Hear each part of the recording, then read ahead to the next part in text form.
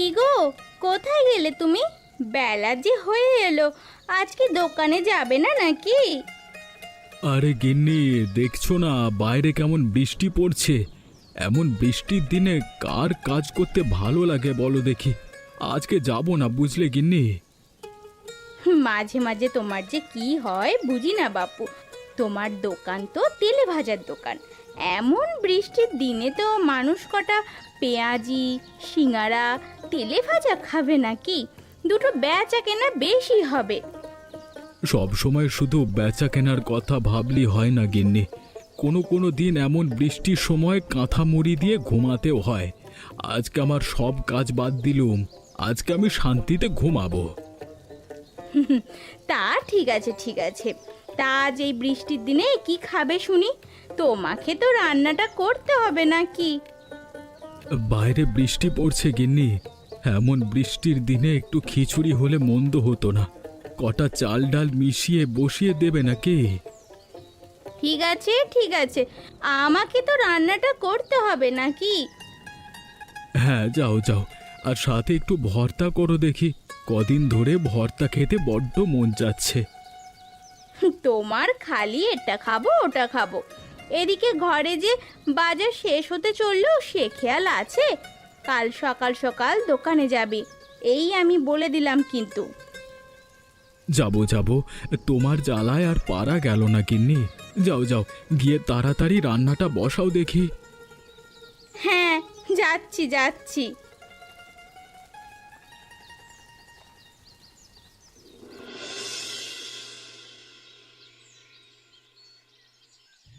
কাকা, কাকা আমাকে দুটো তেলে ভাজা দাও দেখি। কাকা, আমাকে দুটো পেঁয়াজও দাও তো, গরম গরম পেঁয়াজও দাও আমাকে। দিচ্ছি দিচ্ছি, সবগুলি যে মাত্র ভাজলাম, সব গরম গরম আছে। দাঁড়াও দাঁড়াও, আমি তোমাদের এখনই দিয়ে দিচ্ছি। এই নাও এই নাও, ধরো দেখি।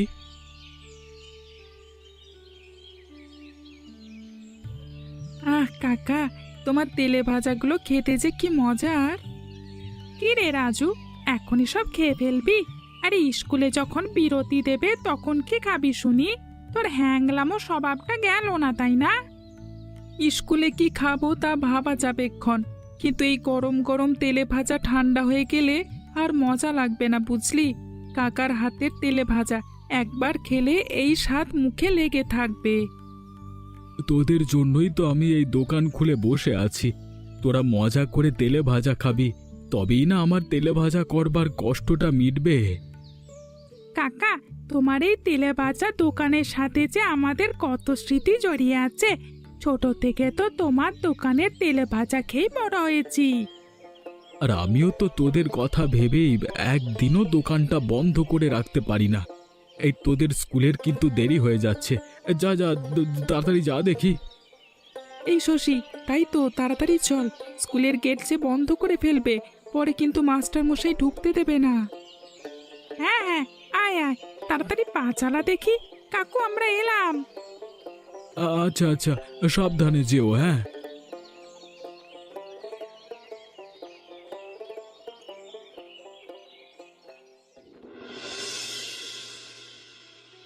তা সমরেশ, গার্মেন্টসের কাজ সবকিছু ঠিকঠাক ভাবে হচ্ছে তো নাকি? আগে বাবু, সব কিছু ঠিকঠাকভাবেই হচ্ছে, তবে আমাদের প্রয়োজনের তুলনায় কারখানার জায়গাটা বড্ড কম, তাই সব কিছু মিলিয়ে সবার একটু একটু অসুবিধা হচ্ছে এই আর কি। বুঝলাম। কারখানার জায়গা যে কম, এ নিয়ে ভেবে ভেবে তো আমি নিজেই কোনো কুল কিনারা পাচ্ছি না, কি যে করি। এমনি আমাদের কারখানাটা ছোট, তার উপর কারখানার পাশে দিয়ে রেখেছে তেলে ভাজার দোকান। বাবু, আপনাকে তো কতদিন বললাম এই তেলে ভাজার দোকানটাকে উঠিয়ে দিন, তাহলেই দেখবেন কারখানাটা বাড়ানোর জন্য জায়গা পেয়ে যাবেন। উঠিয়ে দেন বললি তো আর ওঠানো যায় না। তোমার কথাটাও ফেলে দেওয়ার মতো নয় বিকাশ। দেখি একটু চিন্তা ভাবনা করে আমি ব্যাপারটা দেখছি। কি বলছেন কি আপনি বিকাশ বাবু? ওই তেলে ভাজার দোকানটা তো নরেশের চাচার পৈতৃক সম্পত্তি, ও দোকান উনি কোনোভাবেই ছাড়বেন না। আমরা এর জন্য ওনাকে ডবল টাকা দেব, তো ছাড়বেন না কেন? হ্যাঁ, এরপরও যদি জায়গা ছাড়তে না চায়, তবে কিভাবে সোজা আঙুল বেঁকিয়ে ঘি তুলতে হয় আমার খুব ভালো করে জানা আছে। আমাদের এই গার্মেন্টস কারখানার থেকে ওনার তেলে ভাজার দোকান বড় হলো বুঝি। কিন্তু বাবু তোমাকে আর কোনো চিন্তা করতে হবে না সমরেশ, তুমি মন দিয়ে নিজের কাজ করো, বুঝলে? যাও যাও, কাজে যাও। আগে বাবু।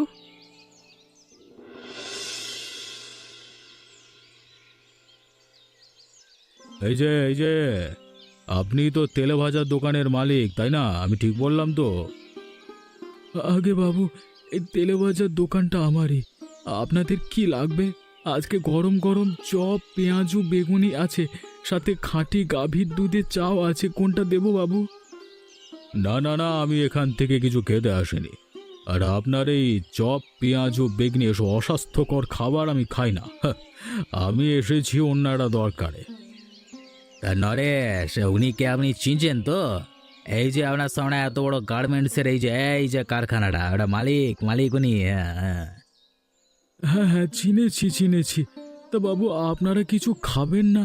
তাহলে আমার মতো এমন অধমের কাছে কি দরকারে, মানে একটু যদি খুলে বলতেন। আমি বলছি বেশ কিছুদিন ধরেই আমার গার্মেন্টস কারখানায় কিছু সমস্যা দেখা দিচ্ছে। প্রয়োজনের তুলনায় আমার কারখানায় পর্যাপ্ত জায়গা নেই।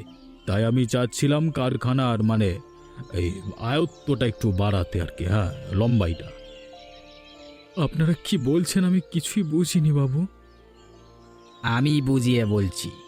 বাবু বলছেন তিনি তার কারখানার জায়গাটা বাড়াতে চান, সেই জন্য তোমাকে তোমার তেলে ভাজার দোকানটা এখান থেকে ছেড়ে দিতে হবে।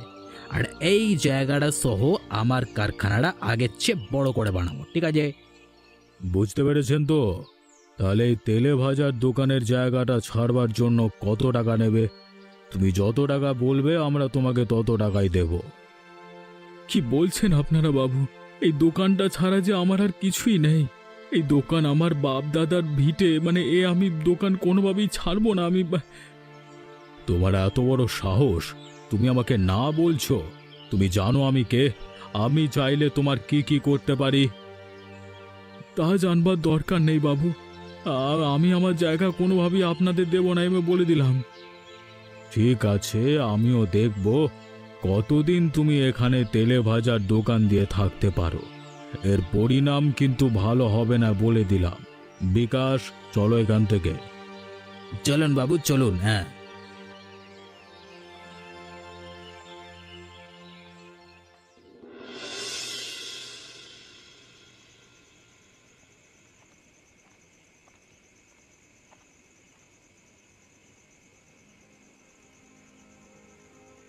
কি গো, তোমার এতক্ষণে আসার সময় হলো বুঝি?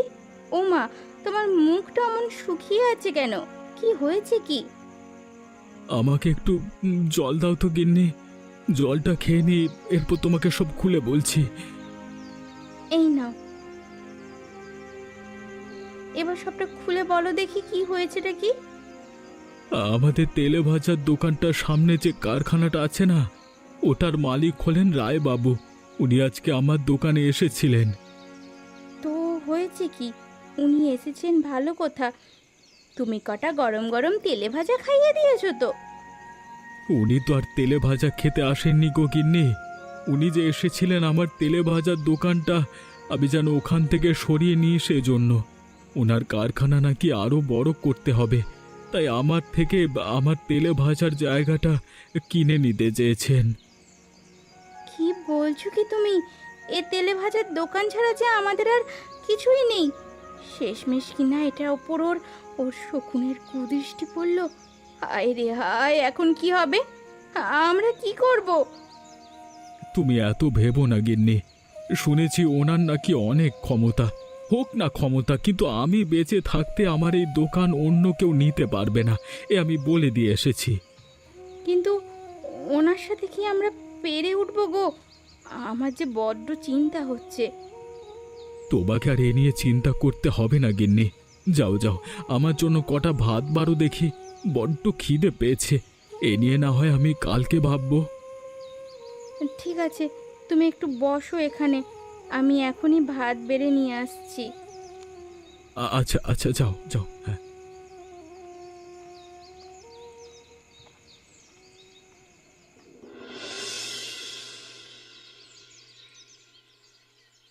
ওহে নরেশ, আমার কথাটা একটু চিন্তা করে দেখেছো তো নাকি?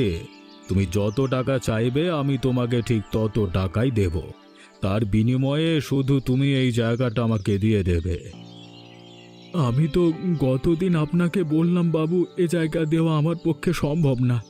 আমি যতদিন বেঁচে আছি এই তেলে ভাজার দোকান আমারই থাকবে। এই তেলে ভাজার দোকান চলে গেলে আমি সংসার চালাবো কি দিয়ে? এই তোমাকে রায়বাবু বললো যে তোমাকে মোটা অঙ্কের টাকা দেওয়া হবে, তা দিয়ে তুমি নতুন করে অন্য জায়গায় তেলে ভাজার দোকান বানাবে, মিটে গেল ব্যাস। না না, তা হয় না। এই ভিটে যে আমার বাপদাদার ভিটে, এই ভিটে আমি ছাড়তে পারবো না। নরেশ দাদা, তুমি একটু ভেবে দেখো না।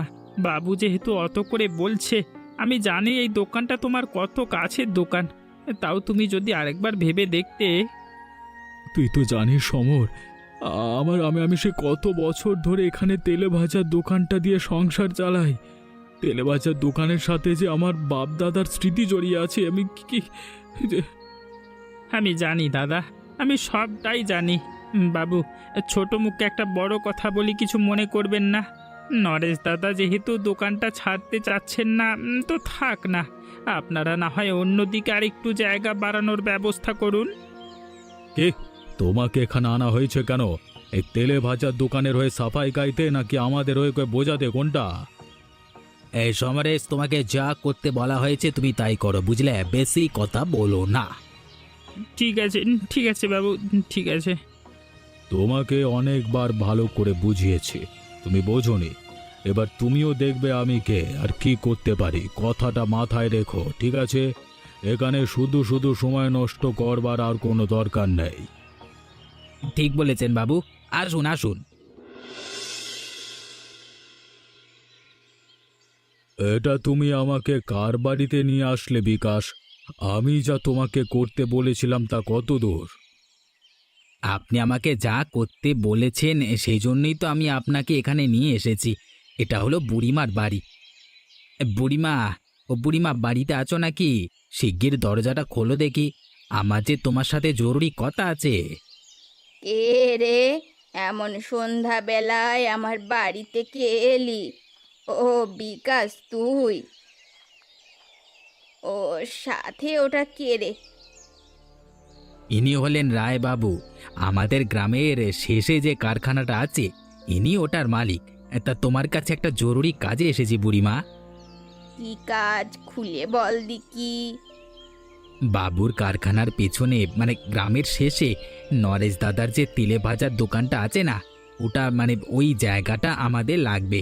ওখানে বাবু মানে ওনার কারখানা বানাবে। নরেশ দাদাকে অনেকবার বলা হয়েছে, মানে যত টাকার বিনিময়ে হোক না কেন ওই জায়গাটা যেন উনি দিয়ে দেন, কিন্তু উনি কিছুতেই শুনছেন না। তাই আপনার কাছে আমরা এসেছি। আপনি যত টাকা চান আপনাকে দেওয়া হবে, শুধু এর বিনিময়ে ওই তেলে ভাজার দোকানকে এখান থেকে উৎখাত করতে হবে। তোমাকে শুধু কালকে গিয়ে নরেশের তেলে ভাজার দোকানের বদনাম করতে হয়, ঠিক আছে? যেন পুরো গ্রামের সামনে ওর অসম্মান হয়, আর কেউ ওর দোকান থেকে তেলে ভাজা খেতে না আসে, তবেই ও দোকান ছেড়ে দেবে। হ্যাঁ, ঠিক আছে, বুঝেছি বুঝেছি। এমন বদনাম করব, ও পালানোর কুল পাবে না। হ্যাঁ, এই নিন আপনার টাকা। কাজ শেষ হওয়ার পর আরও পাবেন। শুধু মন দিয়ে কাজটা করবেন, কেমন? ঠিক আছে, ও নিয়ে আপনারা ভাববেন না। তাহলে আজকে আমরা চলি বুড়িমা, কালকে তবে দেখা হবে। হ্যাঁ,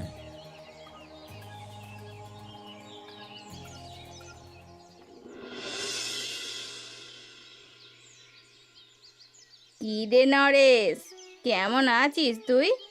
অনেক দিন হলো তোর দোকানে আসি না। আমি ভালো আছি বুড়িমা। তোমাকে যে অনেক দিন ধরে এদিকে দেখা যায় না, তা তোমার শরীরটা ভালো আছে তো? হ্যাঁ হ্যাঁ, শরীর ভালো আছে।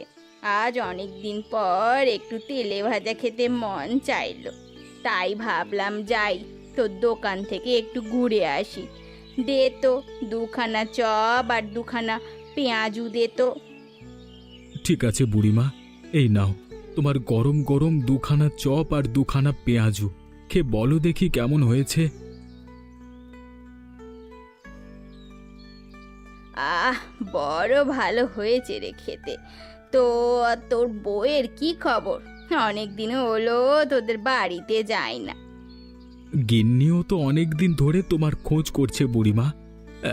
একদিন বাড়ি থেকে ঘুরে এসো কেমন? সে না হয় যাব, কিন্তু তুই আর কতদিন এই তেলে ভাজার দোকান দিয়ে সংসার চালাবি বল দেখি? ছেলে পুলে বড় হতে চললো, অন্য কোনো কাজের সন্ধান কর দেখি। আমার আর এই তেলে ভাজার দোকান ছাড়া কি আছে বলো বুড়িমা? আমি যতদিন আছি এই তেলে ভাজার দোকান দিয়েই আমার সংসার চালাতে হবে, পরেরটা পরে দেখা যাবে। আচ্ছা ঠিক আছে ঠিক আছে, আমি বরং যাই, আমার আবার নদীর পাড়ে একটু কাজ আছে। ঠিক আছে বুড়িমা, যাও তবে।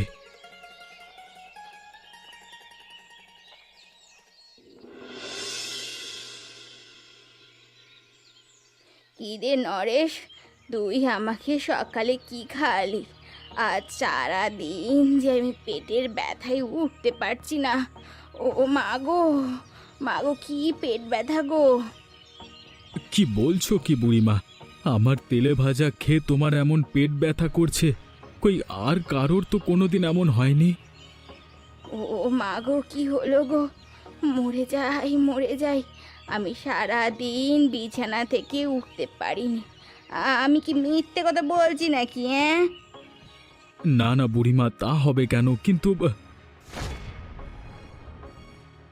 এমন অস্বাস্থ্যকর পরিবেশে ভেজাল তেল দিয়ে তেলে ভাজা করলে তো সবার এমনই হবে। যত সব দু নম্বরই মাল সব। ভেজাল তেল খাইয়ে লোক ঠকানো, তাই না? না জানি এভাবে গ্রামের কত কত ছেলেমেয়ের ক্ষতি হয়েছে কে জানে। ঠিক বলেছেন বাবু, এর থেকে দোকানটা বন্ধ করে দিলেই তো ভালো, গ্রামের লোকজনের আর ক্ষতি হবে না। কি বলো বুড়িমা? নরেশ, তুই এইভাবে লোক ঠকাবি এমনটা কিন্তু তোর থেকে আমরা কেউ আশা করিনি। পয়সা দিয়ে তেলে ভাজা খেয়ে যদি বিছানায় পড়ে থাকতে হয়, এর থেকে তেলে ভাজা না খাওয়াই ভালো। আমি আর কোনো দিন তোর দোকান থেকে তেলে ভাজা খাবো না, এই বলে দিয়ে গেলাম। আজকে তো সারা দিন গ্রামের বাচ্চারাও আমার দোকান থেকে তেলে ভাজা খেয়েছে। কই আর কেউ তো এমন বলেনি, আর কারোর তো পেট ব্যথা করেনি। আর আমি আবার ভেজাল তেল দিয়ে তেলে ভাজা বানাতে যাব কেন? আমি তো কোনো দু নাম্বারই করি না। অন্যায় করেও আবার বড় বড় কথা, চোরের মার আবার বড় গলা। এমন দু নম্বরই করলে না, দুদিন পর আর কেউ তেলে ভাজা খেতে আসবে না। পরে দেখবে এই দোকানে তালা ঝুলছে। কাজটা কিন্তু তুই ঠিক করলি না নরেশ। যাই, আমি একবার হাসপাতাল থেকে ঘুরে আসি খন। ও মা গো, ওরে বাবারে কি পেট ব্যথা গো! ওরে বাবারে!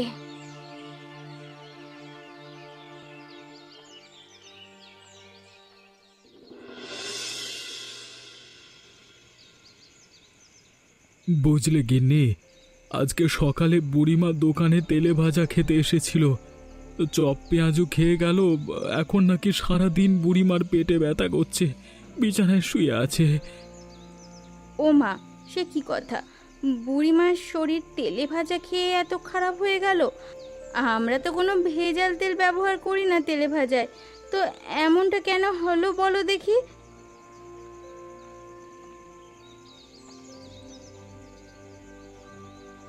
নরেশ দাদা, বুঝলে না কিছু তুমি? সবই যে আমার বাবুর চাল। উনি তোমাকে ওখান থেকে উৎখাত করবার জন্য কত চালই যে চালছে, আর সেই চালে বুড়িমা হলো একটা গুটি, বুঝলে? কি বলছিস কিরে সমরেশ?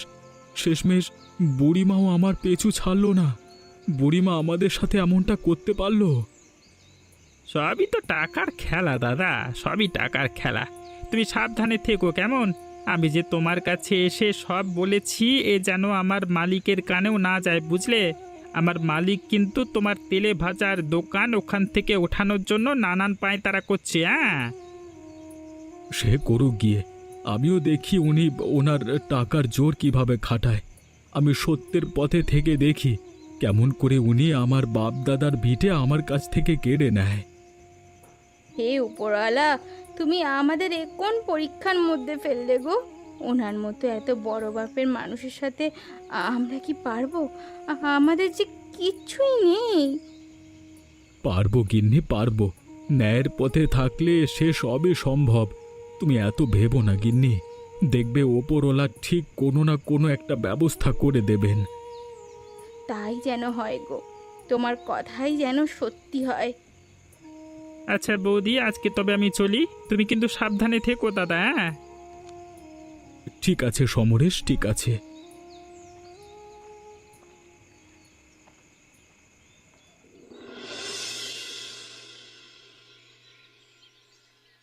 এ কি, আমার দোকানের সামনে এভাবে মাটির স্তূপ ফেলে দিল কারা? আর আমার দোকান যে দেখাই যাচ্ছে না, এত বড় সর্বনাশ আমার কে করলো? হায় ওপরওয়ালা! কি হয়েছে কাকা? ও মা, তোমার দোকানের সামনে এমন মাটির স্তূপ এলো কোথা থেকে? এভাবে তোমার দোকানের সামনে মাটির স্তূপ ফেলে রাখলে তোমার দোকানে যে একটুও দেখা যাবে না। কে এত বড় খারাপ কাজটা করলো? আমি জানি কে করেছে। যে আমাকে এখান থেকে সরাতে চায় সেই কাজটা করেছে। কিন্তু আমি তো এত সহজে হার মানবার মানুষ নই। এই কারখানার মালিক রায় বাবু আমাকে এখান থেকে সরানোর জন্য এমনটা করেছেন। সে কি? তুমি কোনো চিন্তা করো না কাকু, আমরা গ্রামের বাচ্চারা মিলে হাঁড়ি দিয়ে একটু একটু করে মাটি এখান থেকে সরিয়ে দিয়ে যাব। তোমার দোকান কিভাবে সরাই আমরাও দেখে নেব। চল চল রাজু, আর কথা না বাড়িয়ে কাজে নেমে পড়ি।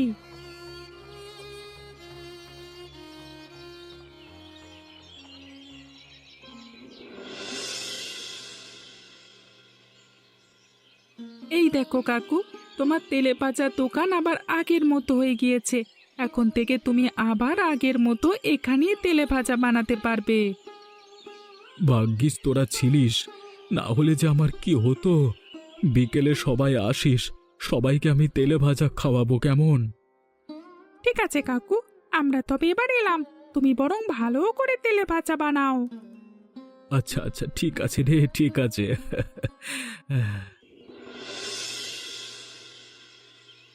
এত কিছু করেও এই তেলে ভাজার দোকানিকে এখান থেকে উৎখাত করা যাচ্ছে না। আমার মাথার ওপর উঠে ধেই ধেই করে নাচছে। ও একেবারে হাড় বজ্জাত লোক, বুঝলেন বাবু? এ সহজে যাওয়ার লোক নয়। দেখি ও কি করে। দুপুর হয়ে এলো বিকাশ, খিদে পেয়েছে অনেক, কোথায় খাবো বলতো? এইদিকে তো বাবু খাবারের তেমন কোনো ব্যবস্থা নেই। বাবু এটা কথা বলি, আপনি যদি চান তবে কিন্তু নরেশ দাদার দোকান থেকে কটা চপ তেলে ভাজা খেতে পারেন। দাদা তেলে ভাজাগুলোর কথা একবার ভাবলেই আমার কেমন জিভে জল চলে আসে আর কি। তুমি বেশি কথা বলো না সমরেশ, নিজের কাজ করো মন দিয়ে। এত বেশি কথা বলো না। দরকার হলে বাবু না খেয়ে থাকবে, তবু ওই তেলে ভাজার দোকান থেকে কিচ্ছু খাবে না, বুঝলে? বাবু, এই তেলে ভাজার দোকানের সাথে গ্রামের বাচ্চা থেকে শুরু করে বড় সবার স্মৃতি জড়িয়ে আছে। তেলে ভাজার দোকানে আপনি ওখান থেকে সরাতে পারবেন না। এর থেকে ভালো হয় বাবু, আপনি অন্য দিক দিয়ে একটু কারখানাটা বাড়ানোর চেষ্টা করুন। কথাটা একটু ভেবে দেখুন বাবু। তুমি এখান থেকে যাও তো সমরেশ, গেট আউট। যত বড় মুখ নেয় তত বড় কথা, জুতিয়ে মুখটা লম্বা করে দেবো, ছাগল কোথাকার। আসুন আসুন, কে কে গরম গরম তেলে ভাজা খাবেন তাড়াতাড়ি আসুন দেখি। এই নরেশ দাদা, আমাদের কটা চপ আর কটা তেলে ভাজা দাও দেখি। বাবু খাবেন, একটু ভালো মতো ভেজে দিও, কেমন? আচ্ছা আচ্ছা, এই নিন ধরুন আপনাদের তেলে ভাজা। এই নাও টাকা। বাবু এই নিন, একটু খেয়ে দেখুন তো। বাহ, তেলে ভাজাগুলো খুব ভালো খেতে রে বিকাশ। আরো দুখানা তেলে ভাজা দাও তো। এই নিন।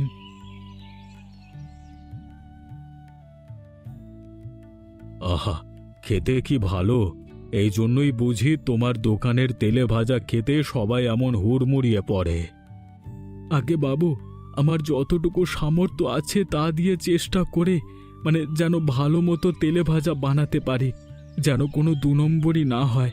আমি আজ পর্যন্ত কোনো দিন তেলে ভাজায় কোনো ভেজাল মেশাইনি। সাধু সাধু, তোমার সততার ব্যবহার দেখে আমি মুগ্ধ।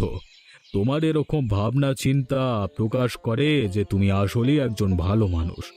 আজকে থেকে আমি তোমাকে কথা দিলাম, তোমাকে এখান থেকে কোনো দিন তেলে ভাজার দোকান সরাতে হবে না। আমি তোমার তেলে ভাজার দোকান সরিয়ে কারখানা বাড়াবো না। কি বলছেন কি বাবু, আপনি সব মেনে নিয়েছেন? হ্যাঁ বিকাশ, হ্যাঁ, আমার আজকে মনে হচ্ছে আমি অন্যায় করেছি, আর অন্যায় করে কোনো দিন কেউ ওপরে উঠতে পারে না। আমি তোমার কাছে আমার ভুলের জন্য ক্ষমা চাচ্ছি নরেশ, আমাকে তুমি ক্ষমা করে দাও। না না বাবু, আপনি আপনার ভুল বুঝতে পেরেছেন, এটাই তো অনেক। আমার আপনার উপর কোনো কষ্ট নেই। আজ থেকে আমি আর কোনো দিন কারোর ক্ষতি করব না। এই গ্রামের লোকজনদের সাথে মিলেমিশে থাকব, তবেই না এই গ্রাম একদিন সুখে শান্তিতে ভরে উঠবে। হ্যাঁ বাবু, আপনি একদম ঠিক কথা বলেছেন। একদমই ঠিক, এটাই তো চাই। এরকমই শিক্ষণীয় এবং মজার মজার গল্প পেতে এখনই আমাদের চ্যানেলটি সাবস্ক্রাইব করুন।